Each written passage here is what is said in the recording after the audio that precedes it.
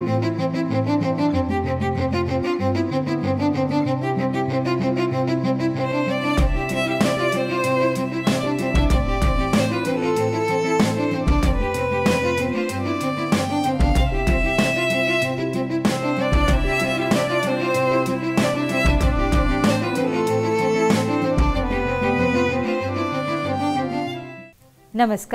मैं हूं शालिनी खंडेलवाल। आप देख रहे हैं संसदीय संवाद से जुड़ा हमारा विशेष कार्यक्रम सार्थक संवाद।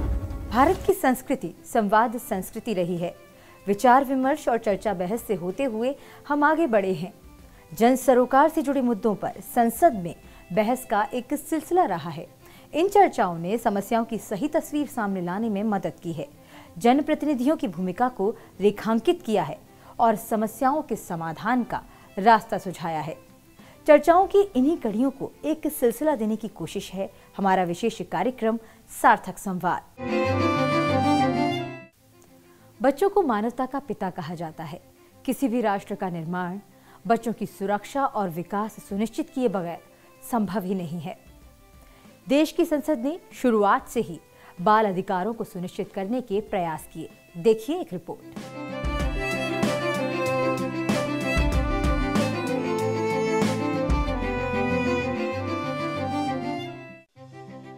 संविधान के मसौदे में ही बच्चों के सर्वांगीण विकास का लक्ष्य रखा गया। बाल श्रम की न्यूनतम आयु और कार्य की परिस्थितियों की पड़ताल की गई। निःशुल्क और अनिवार्य शिक्षा पर भी बल दिया गया। तो बाल विवाह जैसी कुरीतियां समाप्त करने के लिए संसद कृत संकल्प रही और 1949 में शारदा कानून में बदलाव किए गए। विवाह की आयु पर भी काफी विचार मंथन हुआ। संसद ने शुरू से ही बाल कल्याण के कानूनी प्रावधान किए। फैक्ट्रियों में 14 वर्ष से कम आयु के बच्चों के काम करने पर रोक लगी तो काम के घंटे भी तय हुए। कई औपनिवेशिक कानूनों में भी जरूरत के मुताबिक रद्दोबदल की गई। बागानों में काम कर रहे बच्चों के हालात के लिए संशोधन किए गए। खान कानून में संसद ने 30 साल बाद भी बदलाव किए। बाल कल्याण के लिए कई कानूनों को समय समय पर संशोधन करके अधिक प्रभावी बनाया गया। विभाजन की त्रासदी के दौरान राह भटके किशोरों की मनोदशा को भी संसद ने संवेदनशीलता से समझा। आरोपित बच्चों को सजा के बजाय सुधारने पर जोर दिया। 1953 में ही देश का पहला बाल कानून पारित हुआ। उपेक्षित बीमार बच्चों और नशे के शिकार बच्चों के पुनर्वास और विकास की जरूरतों पर भी संसदीय सहमति बनी। 4 दशकों तक कानून में संशोधनों के बाद 1986 में किशोरों के लिए विशेष रूप से संसद ने जुवेनाइल जस्टिस बिल पास किया। वहीं 2013 के निर्भया कांड से जुवेनाइल की उम्र, उसके अपराध की गंभीरता और सजा की जरूरत पर भी संसद में गंभीर बहस छिड़ी और हाल तक इसमें संशोधन किए जाते रहे। साथ ही संसद ने उपेक्षित बच्चों के पुनर्वास और गोद लेने संबंधी कानूनों को भी अधिक व्यावहारिक बनाया। संविधान सभा ने 14 वर्ष की आयु तक अनिवार्य और निःशुल्क प्राथमिक शिक्षा का सपना देखा था। संसद के प्रयासों से ये 6 दशक बाद हकीकत में बदला। शैक्षिक विकास सुनिश्चित करने के लिए उन्हें परीक्षा के दबाव से मुक्त रखा गया। शिक्षा की गुणवत्ता और शिक्षकों के प्रशिक्षण की अहमियत पर भी बल दिया गया। स्तरीय शिक्षा सुनिश्चित करने के साथ शिक्षकों और विद्यालयों की जवाबदेही की जरूरत समझी गई। यौन शोषण से बचाने के लिए भी कड़ा कानून लाया गया। देश की संसद बच्चों की शिक्षा, स्वास्थ्य, स्वतंत्रता और न्याय के लिए लगातार प्रयासरत रहती है, क्योंकि बच्चों के सर्वांगीण विकास से ही नए भारत का निर्माण संभव है। 1948 में संविधान के मसौदे पर चर्चा में बच्चों की उचित देखरेख के साथ ही उनके अधिकारों पर चर्चा की गई। चर्चा में निःशुल्क और अनिवार्य शिक्षा के साथ ही बच्चों की सेवायोजित करने की आयु तय करने का भी संविधान में प्रावधान किया गया। श्रीमान, ये संतोष की बात है कि अनुच्छेद 18 में अल्पवयस्क बच्चों को संरक्षण दिया गया है। सभापति महोदय, मुझे प्रसन्नता है कि इस अधिकार को मूल अधिकारों में रखा गया है। अनुच्छेद 18 ये आर्थिक अधिकार देता है कि 14 बरस से कम आयु के किसी भी बालक को किसी फैक्ट्री में सेवा आयोजित नहीं किया जाएगा। श्रीमान, मेरे विचार से तो आयु बढ़ाकर 16 बरस कर दी जाए। 23 दिसंबर 1948 को बच्चों की निःशुल्क और अनिवार्य शिक्षा के लिए अनुच्छेद 36 को संविधान का भाग बनाया गया। दुर्भाग्य से अनुच्छेद 36 में नीति निर्देशक सिद्धांत के साथ एक प्रकार का मूल अधिकार भी जोड़ दिया गया है, अर्थात प्रत्येक नागरिक निःशुल्क प्राथमिक शिक्षा पाने का अधिकार रखता है। इसका दूसरों के साथ सामंजस्य नहीं बैठाया जा सकता है। यहाँ एक निर्देशक सिद्धांत को मूलाधिकार में भी मिला दिया गया है। श्रीमान, मैं सविनय प्रस्ताव करता हूं कि अनुच्छेद 36 में शिक्षा शब्द के स्थान पर प्राथमिक शिक्षा ये शब्द रख दिया जाए। यदि हम सरकार के कर्तव्य क्षेत्र को अधिक विस्तृत कर दें तो ये प्रभाव शून्य हो जाएगा। मैं मेरे मित्र मिस्टर नजीरुद्दीन अहमद के संशोधन को स्वीकार करने के लिए तैयार नहीं हूँ। वे ऐसा समझते होंगे कि अनुच्छेद 36 के शेष भाग का आशय निःशुल्क प्राथमिक शिक्षा तक ही सीमित है, किंतु ऐसा नहीं है। संशोधन के पश्चात जिस रूप में यह खंड है वह यह है कि प्रत्येक बालक को उस समय तक शिक्षा संस्था में पढ़ाया जाएगा जब तक कि वह 14 वर्ष का न हो जाए। यदि मेरे मित्र माननीय नजीरुद्दीन ने अनुच्छेद 18 में ध्यान दिया होगा तो वो देखते कि इस अनुच्छेद में एक प्रावधान है कि बालकों को 14 वर्ष की आयु से पूर्व सेवा नियोजित नहीं किया जाना है, तो उसे अवश्य किसी शिक्षा संस्था में कार्यलग्न रखना होगा। यही अनुच्छेद 36 का उद्देश्य है। आजादी के बाद देश की संसद में बाल श्रम को लेकर एक अहम कानून पारित किया गया। इस कानून के तहत बच्चों के काम करने के घंटे भी तय किए गए। हमारा विधान जो बन रहा है उस विधान में किसी भी आदमी को जिसकी उम्र 14 बरस की नहीं है उसको फैक्ट्री में और कारखानों में ना लगाया जाए, इस तरह की बात है। इसके साथ साथ मैं ये भी कहता हूँ कि हमारे सारे प्रांतीय सरकारों और मरकजी सरकार के ऊपर ये जिम्मेदारी आ जाती है कि हमारे 14 बरस के जो बालक हैं उनको शिक्षा देने का प्रावधान किया जाना चाहिए, नहीं तो बेचारे अनपढ़ रह जाएंगे और उनकी जिंदगी बर्बाद होती रहेगी। There is a clause in the bill, clause 84, which relates to the lifting of weights. It lays down that no one will lift a weight that is heavier than he can actually carry without injury to his health. But it does not prohibit the employment of pregnant women. Besides, there may be some female workers between the ages of 14 and 18. Then there will be male children and adolescents. Sir, if the definition says a child is a person less than 15 years of age, I think we should say no one who is less than 15 years should be allowed to work. देश की पहली संसद ने ही बच्चों की सुरक्षा और विकास सुनिश्चित करने के लिए जरूरी कदम उठाने शुरू कर दिए। यही नहीं, पहली बार किशोरों के विकास, सुरक्षा और न्याय के लिए भी आवाज उठाई गई। The partition of the country worsened these conditions, and in the social fabric, the problem of juvenile delinquency was bound to be aggravated. Just as the children are in this generation, so will the nation be in the next. If we want a nation to be strong physically, mentally and morally, and from other points of view, we must begin with the child. This is what this bill intends to provide for.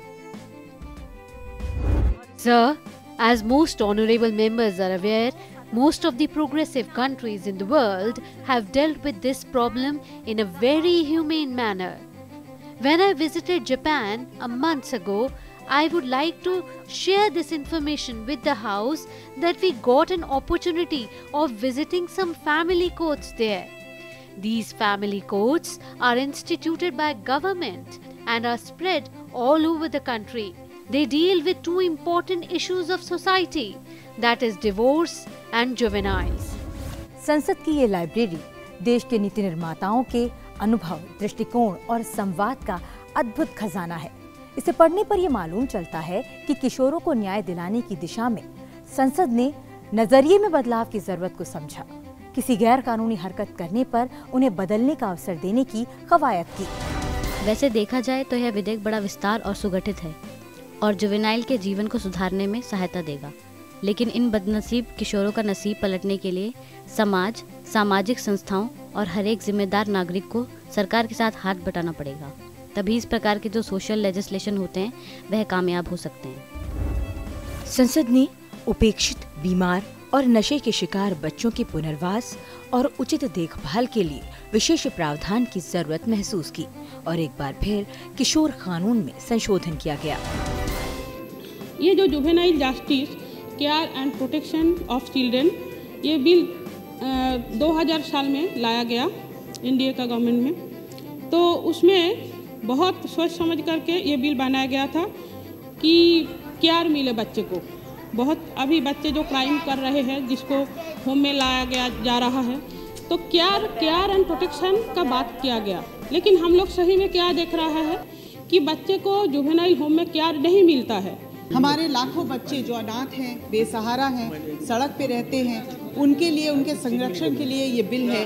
और ये लोग किसी special home या observation home या children home या shelter home में किसी संस्था में शरण तो पा रहे हैं, पर मानसिक तौर से बीमार रहने के कारण या कोई शारीरिक बीमारी जैसे लेप्रेसी, टीबी, HIV, एड्स जैसी बीमारी हैं, या उनको ड्रग्स या शराब की लत लग गई है, उनके लिए ये कानून बना है। वर्ष 2013 के निर्भया कांड के बाद संसद में किशोर की उम्र, अपराध की गंभीरता और सजा को लेकर मौजूदा कानून में संशोधन पर भी व्यापक चर्चा हुई। Anybody, a boy or a girl who is capable of going into a sexual act has no age. Not today, not in this generation. So I think let's not play with age and words. Let's punish if it has to be punished. There are 472 million children in our country. You know, only 1.2% of all of them have committed crimes. Now, I'm talking 2012 and 13 figures. The number of children who committed serious and heinous crimes was even more minuscule. In 2013, of all the children arrested for crimes under the Indian Penal Code, 2.17% were accused of murder, 3.5% of rape. Now this is 2% of 1%. You see what I'm talking about? We're talking about a handful of cases in this country according to our national crime statistics. How can we pass a law that will jeopardize the other 99.98% children in this country? This is a very comprehensive bill. It has adoption in it, it has foster care in it, it has many, many things in it. The part that seems to have struck a problem is the proposed reduction from 18 to 16 years for the purpose of allowing a juvenile to go to jail if it is perceived that he committed a heinous crime with an adult mind.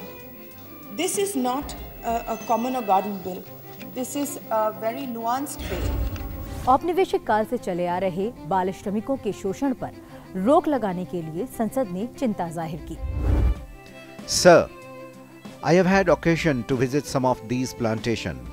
In many of them, there are beautiful bungalows for the manager and other staff to live in, especially for the owner of these plantations. But if you turn to the place where the laborers are living, you will see that they are not worth living in that all. Sir, that is miserable hovels.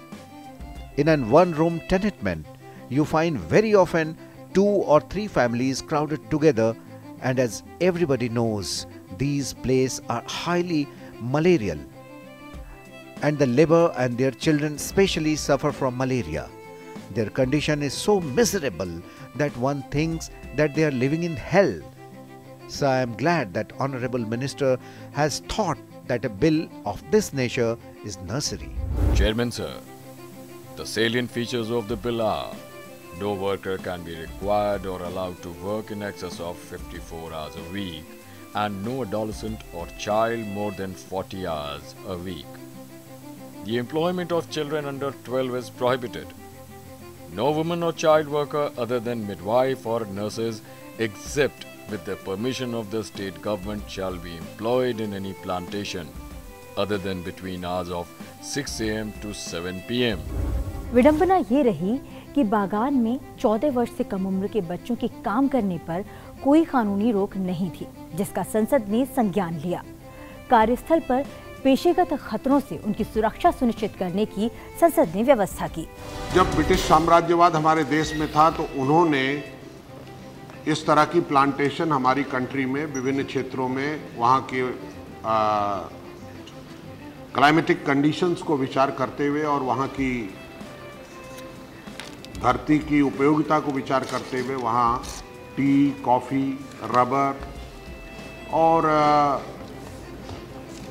Cinnamon और तरह तरह के plantation का, कैडमम, इन सारी चीज़ों के plantation किए जो प्लांटेशन लेबर एक्ट के तहत आते हैं।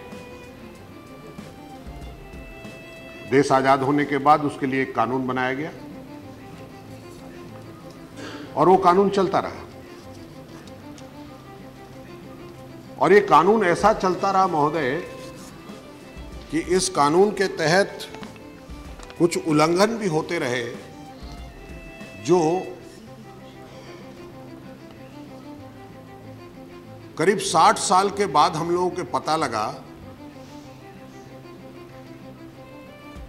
कि आर्टिकल 24 ऑफ इंडियन कॉन्स्टिट्यूशन, जो फंडामेंटल ड्यूटी है कि 14 साल की कम उम्र का बच्चा काम नहीं कर सकता, उसका भी उल्लंघन हो रहा था।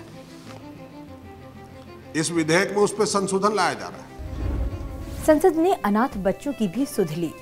उनके पुनर्वास के लिए गोद लेने की प्रक्रिया को आसान बनाने और दत्तक संतान के अधिकारों के लिए भी प्रावधान किए गए। There may not be any discrimination between the sons and daughters that may be adopted. You should have to bring them on par, either here or you should bring them in another law whereby the adopted son will get the same share as the natural son. Something will have to be done.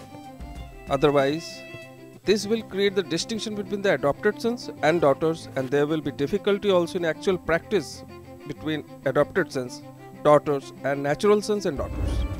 यही नहीं, संसद ने बच्चों को गोद देने के लिए अनाथालयों को अधिकृत किया। अध्यक्ष महोदय, अभी तक बालकों को दत्तक ग्रहण करने से पहले न्यायालयों से पूर्व अनुमति लेनी आवश्यक थी। अभी तक जो पिछड़े हुए बच्चे अनाथालयों द्वारा पाले जाते थे, उन बच्चों को दत्तक देने का अधिकार अनाथालयों को नहीं होता था। इस कायदे से ऐसे पालकों को ये अधिकार मिल जाएगा जिससे बालकों को सुरक्षा और उनकी तरक्की के लिए गोद देने का मौका मिले। वहीं खदानों में 16 से कम उम्र के बाल श्रमिकों के काम पर रोक लगाने और उनके काम के जोखिम को दूर करने को लेकर संसद ने पहल की और 31 वर्षों बाद जाकर कानून में संशोधन किया गया। अधिष्ठाता महोदय, इस सदन में माइंस अमेंडमेंट बिल आया है। 1952 में यह बिल बना था मजदूरों के सेफगार्ड और कल्याण के लिए। उनकी रिपोर्ट के आधार पर 31 साल बाद यह बिल आया है। श्रीमती पटनायक जी कह रही हैं कि यह बिल जल्दी आया है, पता नहीं अभी और कितनी देर से आना चाहिए था। सभापति महोदय, ये जो खान संशोधन विधेयक 1983 प्रस्तुत किया गया है, मैं उसका स्वागत करता हूँ। मैंने इसका अच्छी तरह से अध्ययन किया है सर, और पाया है कि इसमें जो संशोधन किए गए हैं वे मजदूरों की सुरक्षा के लिए, मजदूरों के हित के लिए हैं और इन सब का तहे दिल से स्वागत होना चाहिए। बाल श्रम पर रोक संबंधी कानूनों के बावजूद आजादी के 30 वर्ष बाद भी असंगठित क्षेत्र में बाल श्रमिकों की तादाद बढ़ती गई, जिस पर संसद ने गहरी चिंता जाहिर की। महोदय, 30 वर्ष की आजादी के बाद और छठी पंचवर्षीय योजना लागू हो जाने के बावजूद हम आज तक इस समस्या के ऊपर काबू नहीं कर पाए हैं। माननीय सदस्यों ने कहा है कि यहाँ पर काफी बच्चे बेकार हैं। 11 मिलियन की संख्या है इनकी। ऐसे काम करने वाले बच्चे तरह तरह की फैक्ट्रियों में भी हैं। महोदय, ये सही बात है कि ऑर्गेनाइज सेक्टर में इनकी संख्या कम हुई है, परंतु अभी भी जो अनऑर्गेनाइज सेक्टर है वहां इनकी बहुत बड़ी तादाद है। विभिन्न व्यवसायों में बाल श्रम के स्वरूप और दशाओं को नियमित करने के लिए एक बार फिर संसद में जरूरी सुधार करने की जरूरत महसूस की गई। Really upsets me today is in the 21st century when we're talking about digital India, we're talking about education. Still India struggles with an issue of child labor, and it still today is not just a financial issue, but it's a social as well as actually a national shame to our country. बाल श्रम निःशुल्क एवं अनिवार्य शिक्षा अधिनियम के अंतर्गत 14 वर्ष तक की आयु तक अनिवार्य शिक्षा प्रदान करने के उद्देश्य से ताल बैठाने के लिए ही और इस संशोधन जो है ना बिल में प्रस्तावित किया गया है। ये वास्तव में एक बहुत स्वागत योग्य कदम है और इससे जो है ना बच्चे के शिक्षा के जो है ना सारे मार्ग प्रशस्त होंगे ताकि बच्चा जो है ना अपने जीवन में शिक्षित हो सके। Children do not vote, so for them they feel sometimes they do not count. और आज का जो रिफॉर्म है महोदय, वो एक मानवीय संकल्प है, न सिर्फ इस सरकार का बल्कि सदन का।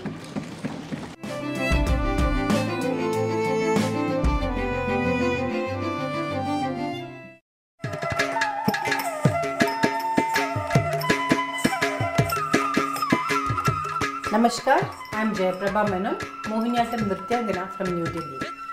मैं आ रही हूँ अभिव्यक्ति प्रोग्राम संसद टीवी में मोहिनीअट्टम के बारे में आपसे बात करना। जरूर देखिए।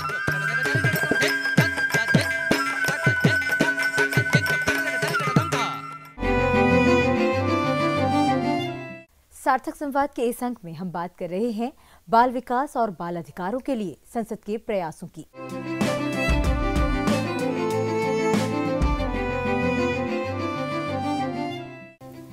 आजादी के 30 वर्ष बाद बालकों के विवाह की उम्र 21 वर्ष और बालिकाओं की 18 वर्ष सुनिश्चित की गई, लेकिन कानून बनने के बावजूद समाज में बाल विवाह की समस्या बनी रही, जिस पर जनप्रतिनिधियों ने चिंता जताई।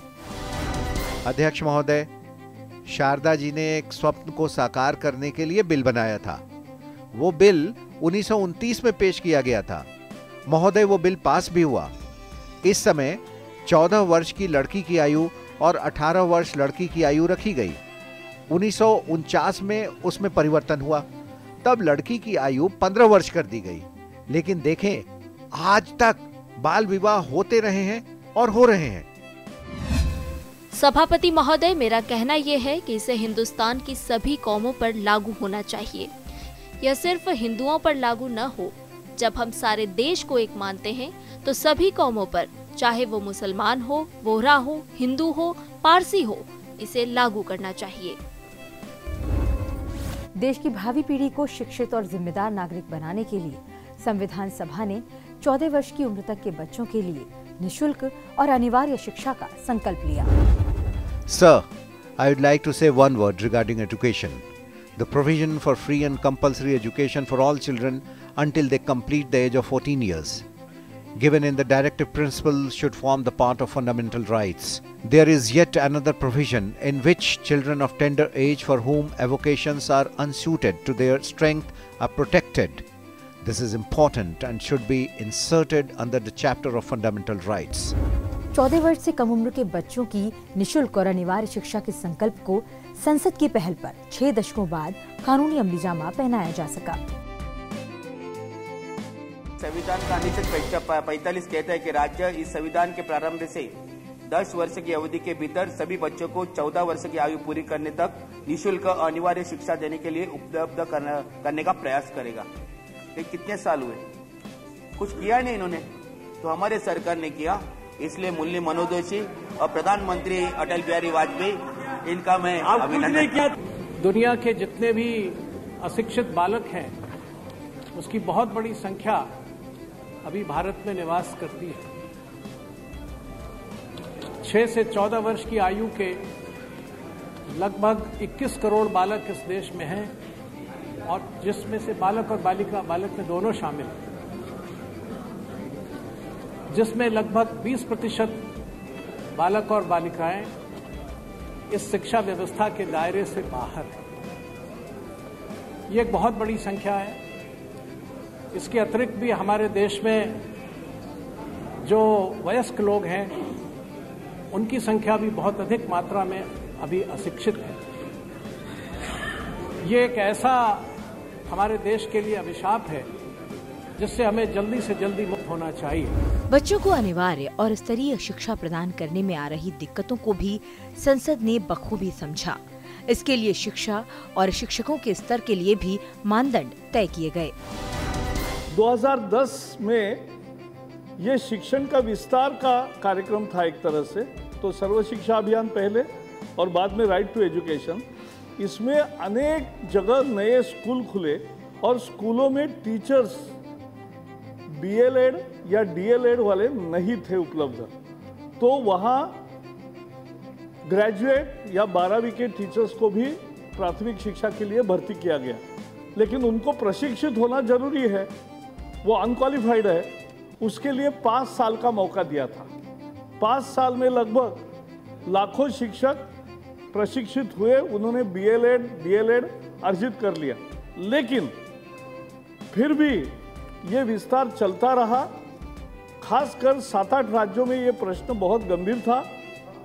NIOS के द्वारा परीक्षाएं होती थी या वो किसी कॉलेज में कोर्स लेते थे ODL का, लेकिन उससे सभी का प्रशिक्षण नहीं हुआ। तो आज के दिन में भी 5.5 लाख से ज़्यादा, लगभग 6 लाख प्राइवेट स्कूल के टीचर्स और 2.5 लाख के दरमियान गवर्नमेंट स्कूल के टीचर्स, इतनों का BLEd या DLEd नहीं हुआ है।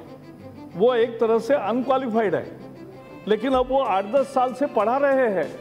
कोई 4 साल से पढ़ा रहा है, कोई 10 साल से पढ़ा रहा है। तो अब इनको एक आखिरी अवसर देने के लिए ये बिल लाया है। प्राथमिक स्तर पर बच्चों को अगली कक्षा में प्रोन्नत करने की नीति का पुनर्मूल्यांकन किया गया। संसद ने बच्चों को इम्तिहान से डरने के बजाय उसका सामना करने और आत्म विकास की नीति पर जोर दिया। 2009 में जब राइट टू एजुकेशन एक्ट किया गया, उस समय ये सोचा गया कि परीक्षा का भय छात्रों के मन पर ना रहे। इसके लिए किसी भी छात्र अगर फेल भी करता है तो उसको डिटेन नहीं करेंगे, यानी उसको क्या आता है क्या आता नहीं उसको न देखते हुए उसको अगले क्लास में ले जाएंगे। और इसलिए 1ली से 8वीं तक एक तरह से नो डिटेंशन पॉलिसी आ गई और लगभग परीक्षा का महत्व ही खत्म हो गया, क्योंकि किसी को डिटेन होने की संभावना ही नहीं बची। और इसका परिणाम 2 हुए।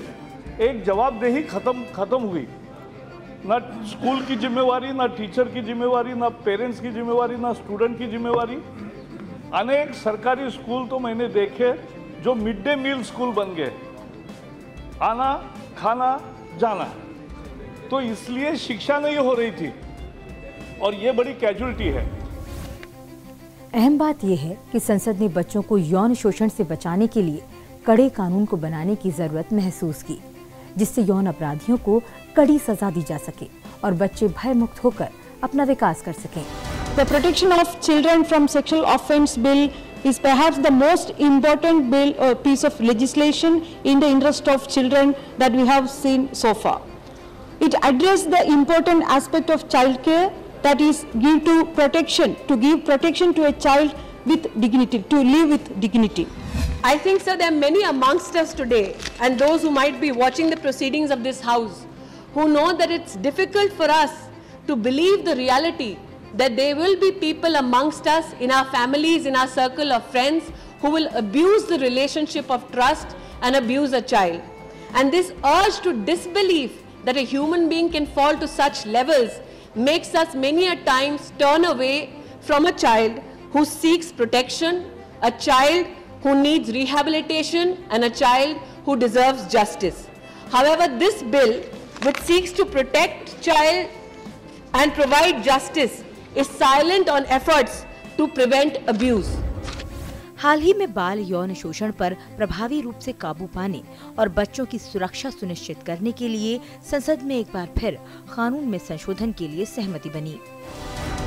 भारत सरकार के बारे में रिफॉर्म की जब चर्चा होती है महोदय, तब इस सदन में फाइनेंशियल रिफॉर्म, एडमिनिस्ट्रेटिव रिफॉर्म्स के बारे में कई बार हम लोग चर्चाएं सुनते हैं। Children do not vote, so for them they feel sometimes they do not count. और आज का जो रिफॉर्म है महोदय, वो एक मानवीय संकल्प है, न सिर्फ इस सरकार का बल्कि इस सदन का। नए भारत के निर्माण के लिए बच्चों का सर्वांगीण विकास जरूरी है।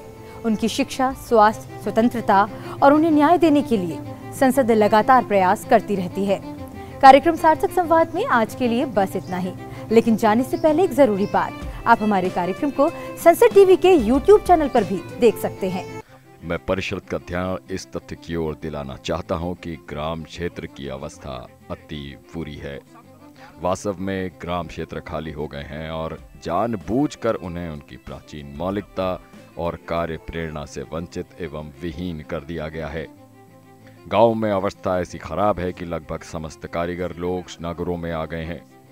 यहाँ तक कि एक नाई भी जो अच्छी हजामत जानता हो गांव में नहीं ठहरता बल्कि नगरों में चला जाता है। ग्राम्य क्षेत्रों में विद्यमान वस्तु स्थिति में आर्थिक प्रजातंत्र कैसे स्थापित होगा?